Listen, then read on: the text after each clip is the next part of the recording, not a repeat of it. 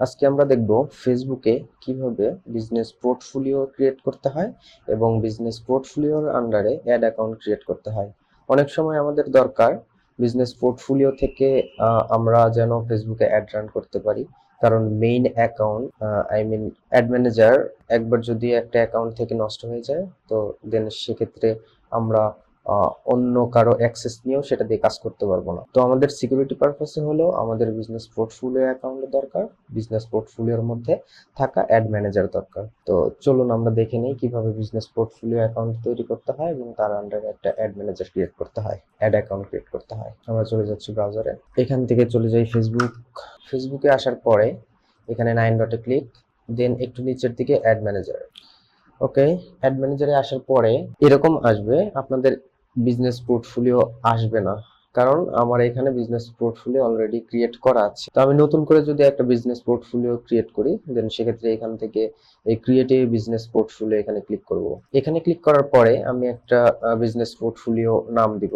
এখানে আমি নেম দিব রাফি, এখানে দেই হচ্ছে রাফি। এখানে ইমেইল অ্যাড্রেসটা দিব, এটা দিলাম আপাতত। এখান থেকে ক্রিয়েট।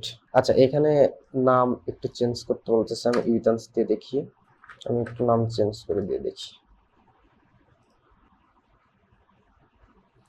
ওকে, ডান। এখানে আমার ইবিতান্স নামে বিজনেস পোর্টফোলিও ক্রিয়েট করা শেষ। এখন এখান থেকে আপনারা নেক্সট, কনফার্ম। এবার যদি এখানে ক্লিক করেন তাহলে দেখবেন এখানে হচ্ছে ইবিতান অ্যাডস, এটা হচ্ছে নতুন একটা অ্যাকাউন্ট। এটা রিফ্রেশ দেওয়ার পরে আসছে, আমি এইমাত্র এটা ক্রিয়েট করলাম শুধু ইবিতান্স। তো চলুন আমরা দেখব এই বিজনেস পোর্টফোলিওর আন্ডারে কিভাবে অ্যাড অ্যাকাউন্ট ক্রিয়েট করে। আমরা যেটার আন্ডারে অ্যাড অ্যাকাউন্ট ক্রিয়েট করব, এটাতে ক্লিক থাকা অবস্থাতেই এখানে ক্রিয়েট করব। তো একটা কথা বলে নেওয়া ভালো, সেখানে আপনার এটা যেটা মেইন অ্যাকাউন্ট সেটার আন্ডারে অটোমেটিক্যালি একটা থাকবে, সেটা জাস্ট আপনার ক্রিয়েট করলেই হয়ে যাবে। অ্যাকাউন্টটা খালি জাস্ট অ্যাক্টিভ করলেই হয়ে যাচ্ছে। আর আপনার বিজনেস পোর্টফোলিও আপনার নিজের ক্রিয়েট করতে হবে, যেভাবে দেখালাম। এইটার আন্ডারে অ্যাড অ্যাকাউন্ট ক্রিয়েট করা হয়, আমার এটার আন্ডারে একটা অ্যাড অ্যাকাউন্ট ক্রিয়েট করা আছে, এটার আন্ডারে নাই, এটার আন্ডারে নাই। তো আমরা এটার আন্ডারে নাই, এটা আমরা এখন এটার আন্ডারে অ্যাড অ্যাকাউন্ট ক্রিয়েট করব। ক্লিক করা অবস্থায় সেটিং।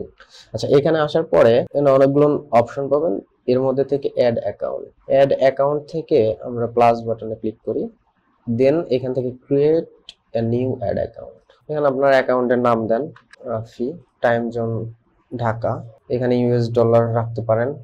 নেক্সট, এখানে মাই বিজনেস দিতে পারেন, এখান থেকে এগ্রি, দেন ক্রিয়েট অ্যাড অ্যাকাউন্ট, দেন ডান।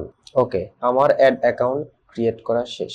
আমি যদি আবার একটা এখান থেকে যদি একটু রিলোড দেই, এখানে দেখবেন আমার এখানে আইডি দিচ্ছে, এখানে হচ্ছে নাম, যে নামটা দিয়ে আমি অ্যাড অ্যাকাউন্টটা ক্রিয়েট করছি। তো আমরা এই অ্যাড অ্যাকাউন্ট থেকে এখন আমরা সহজেই চাইলে অ্যাড রান করতে পারবো। আমার এটা নতুন অ্যাড অ্যাকাউন্ট, এখানে কোনো অ্যাড ক্রিয়েট করা নাই, আমরা চাইলে এখান থেকে অ্যাড রান করতে পারবো। তো আমরা দেখে নিলাম কিভাবে বিজনেস পোর্টফোলিও ক্রিয়েট করতে হয় এবং বিজনেস পোর্টফোলিওর আন্ডারে কিভাবে অ্যাড অ্যাকাউন্ট ক্রিয়েট করতে হয়। আশা করি সকলেই বুঝতে পারছেন।